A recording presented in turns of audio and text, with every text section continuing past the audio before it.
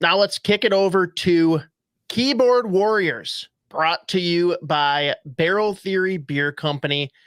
Just a 15-minute walk down the street from the X, folks, whether it's for pregame, postgame, or going there to hang out during the game if you're not getting tickets. If you are at the game, you can find their stuff at section 105 for the Crowler of the Day, or get Raindrops on tap at section 112, section 217, and up on the club level at C36. Today, I'm back on my old shit with Shooter McGavin. It is one of my personal favorites. They actually have a different version, Joe. As soon as it pops back up, I'm making you try it. Shredder McGavin, which is just their double dry hopped version of their Shooter McGavin here. Hazy double IPA, 8.2%. That is just dangerous for the golf course, but I love it. But this week's hot takes, we've got a couple. First one is a bit of a word salad, but I think we've got enough to work off of here from longtime supporter Sean Cosgrove. Minnesota Wild Twitter is filled with a bunch of whiners. Many want the team to tank for high draft picks, but don't seem to understand what that really looks like, or realize that there are teams which tank and still end up with a mediocre team 5 years later. Examples he lists are Detroit, Buffalo, and Florida, until very recently. There is a good case for rational optimism, but some who are active Wild fans seem to want to complain. There's about a year left on the buyout penalties, and the Wild will have $13 million to spend. It's getting better by the dip. That's a mouthful right there. It was not just a hot take, it was a long take. I do think that there are a lot of things that you could be excited about if you're a Wild fan. Notably, you talked about Faber and Rossi, Jesper Wallstedt, goalie of the future. Boldy at times shows he can be a star. And Kirill Kaprizov, assuming he stays, has been terrific this year. Another 40-goal season. Like, there's maybe 10, 11, 12 players in the league that are like him, and you can't find those players anywhere. So a lot of good things. The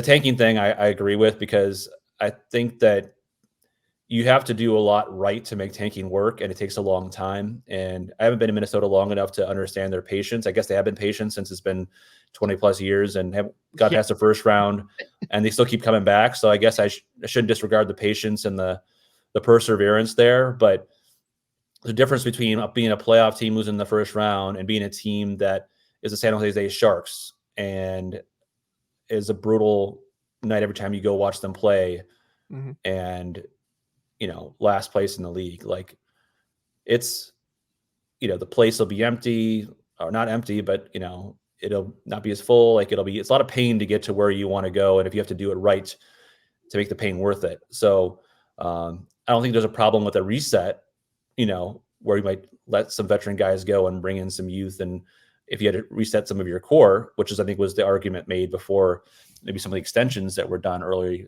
in the offseason. But I think to just tank and see what you get. The Steve Yzerman, one of the best executives in the league, and he's still on year 6, I think, in Detroit. Tampa took a long time from when they first started their rebuild back in 2009. They won a Stanley Cup in 2020.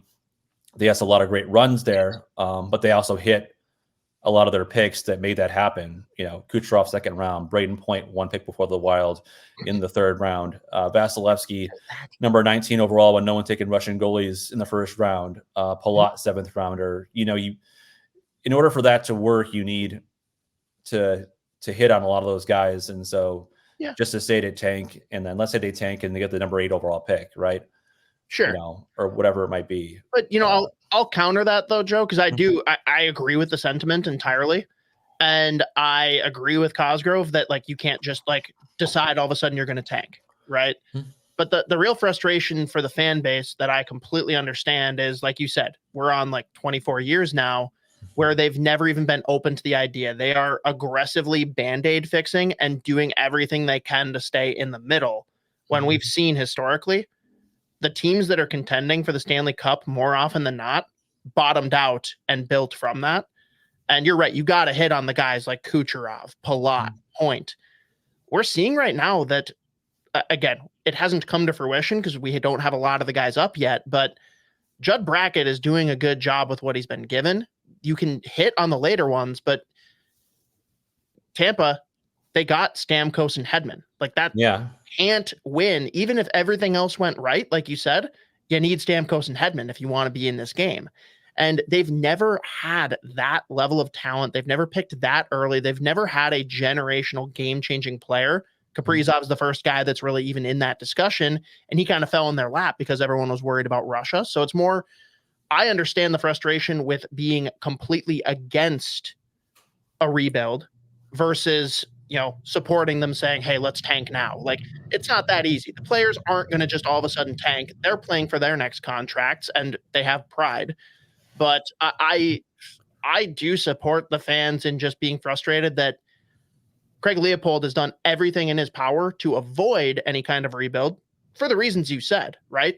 Like, if you're not putting together a good product, you're not going to sell the same level of tickets, and it is a business. But at a certain point, you got to evaluate what is the investment here, having bad years that lead to potentially deeper playoff runs and more money, winning the Stanley Cup. But there's no guarantee that you can do it either. So it's a real fine line to walk. Yeah, like if you're rebuilding, does Kaprizov stay, right? Or do you make Kaprizov being dealt as part of your rebuilding plan, right? Totally. Decisions were made earlier that lead to the whole not rebuilding plan, such as re-signing like Spurgeon and Brodin to long-term deals and all that stuff, So you can't run like a bare bones operation, or you shouldn't at least. And so I think in the maybe it's the fool's gold, but always saying, well, in NHL, no matter how you get in, it doesn't have to be the first place in the division. Like teams every year find a way from like the number one wild card to go. So all it takes is getting in is kind of the selling point versus we're not the best team in the league every year, but we get.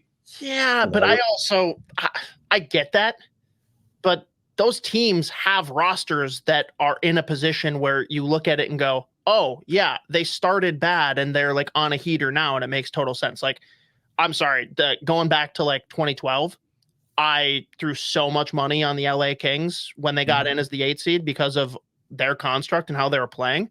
Others aren't as obvious. Like, no one knew that Florida was going to go on the run that they did last year, but you still look at the roster and you say they've got the pieces. Like, this makes more sense. Where I'll make Tampa this year too. Like Tampa, totally be the first wild card.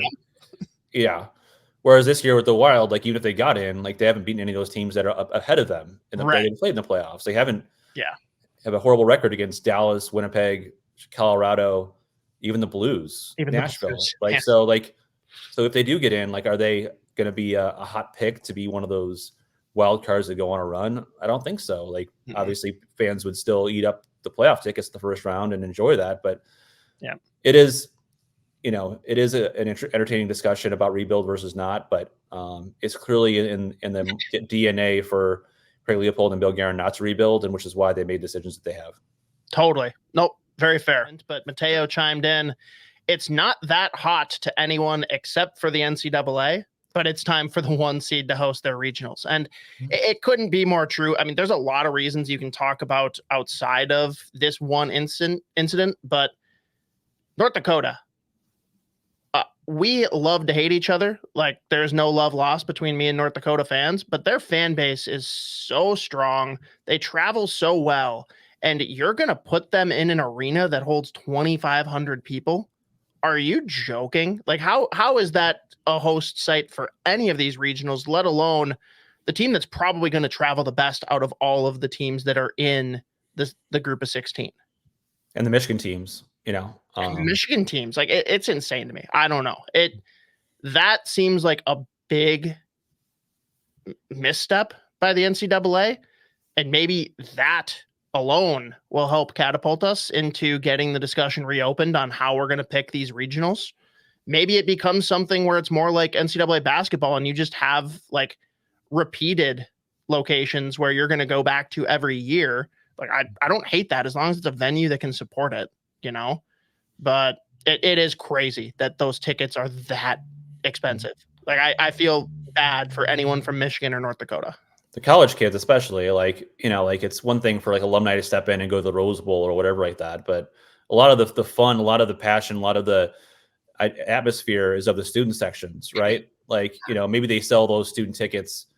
They have a deal for those, right? For the schools, maybe they have that kind of deal. Like they have student ticket packages for yotes or whatever. But maybe it's insane to think of remember me as a college kid trying to, I think our tickets for our full season package for football were like $85 for the season or something like that, or it was something insane for Michigan football. It sucks for the players too. Like they want there to be a good atmosphere and good crowd, and you're basically squashing that when you have like entry price set at $800. So I don't know, pretty embarrassing. But again, maybe this is what shines the light on NCAA reviewing their practice a little bit more. Turn the page to a quick one from me. The Bachelor was Minnesota's best shot at a championship, and it ended in poetic fashion.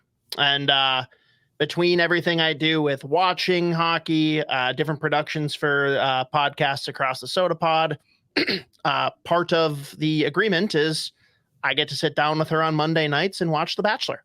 And tell you what, it is the most typical Minnesota story ever.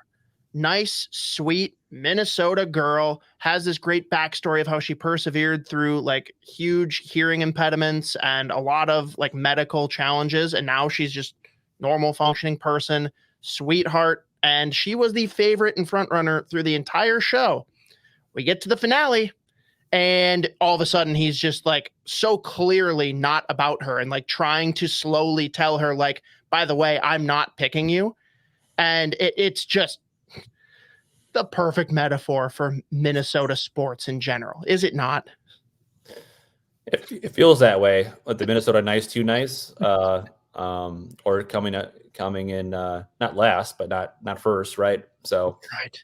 At least I guess Love Is Blind is filming in Minneapolis right now, and so someone from Minneapolis will find a partner guaranteed in that, since they're all kind of from Minneapolis. So yeah, we would think so, right? Well, the best part, Joe, even to add more fuel to the flame, at the end, I don't know how familiar you are with The Bachelor, but the two of them have to, the final two go up to The Bachelor individually and find out, like, he's either going to propose or he's going to let them down. And it's like on this big stage, it's like a whole ensemble. And she got there and is talking to him and he's being really nice and like friendly. And all of a sudden she's like, and I'm so happy with you, but I know you're not picking me. And he just like stopped and froze and like broke down. And like she basically pulled the plug before he had the chance to, which I feel like is so many Minnesota fans where it's like, we have so much like possibility. There's so much reason for optimism. They're like, I know this story. I know how it ends. I'm not going to let myself believe. I'm not. It's like hurting yourself before someone hurts you, right? So yeah. That's kind of the way to do it. So fitting. All right, last one here for this week, and kind of interesting coming off of our interview here, Joe. Jeremy, Herdsman11 on Twitter, if Knies and Cooley came back, the Gophers would be in a similar position they are now. The unsung heroes of last year's squad was the D-Corps. I think if Knies and Cooley came back, like obviously they'd be a number one seed in the region, I think, right? Probably, yeah. But I think that take is right, that the blue line hasn't really had a drop off since last year, and because they had Lacombe and Faber left and all that, and Johnson, but they're guys that have come up and played so well to where it's hard to say that they're better than last year because of the guys that they had in the NHL talent, but they certainly haven't been a weakness for them this year. But I think the time will tell whether they are as good in the playoffs here. This is where it'll really show in the regional and go into the Frozen Four. But if those guys came back, it obviously would have been a lot much easier road, I think, to get to this point and think about the top six, what that would have looked like if they did. Oh, the top six is insane if they're back, but I agree with the sentiment. And it is interesting because Bob Motzko, every time he gets asked, I know you've asked him in post-game scrums, like the blue line, how have they held up? And like he applauds them and says they're every bit as good as last year. think that's a little aggressive, right? And I mean, no shots at Luke Middlestack because he's part of both. So either way, he comes out the winner. But I actually think it's an interesting point because I was all focused, like, if Logan Cooley just comes back, this team is set. If you could choose between having the same blue line as last year or getting Knies and Cooley back, I think I'm picking the blue line. I think I am. I don't know. That's a really interesting one. That's tough. Yeah, and make sure to play them in overtime. God damn it. Yeah, that we're not going to talk about that. Now we're hurting people. But no, Jeremy, that's a really good one. I actually like that a lot. It actually makes me stop and think, and I'm not 100% sure which way I'd go. Let's put it this way. I'd be thrilled if either was the case, but I lean to the decor. It was unbelievable last year. And like, I mean, Motzko has said that, and I'm sure he does, his own heart believe that. And it speaks to how the depth and how the young guys have stepped up terrifically. Yeah. But, Brock Faber is an all-world like defender. Jackson Lacomb's playing for the Ducks, like Johnson. And those guys that are playing there now will be NHL players, of course. Yeah. But the amount of experience that they lost, like couple seniors and a junior, like it's hard to replace that experience. 100%. Well, again, everyone be on the lookout each week for the hot take post. We need some of the keyboard warriors to step up and give us more ridiculousness.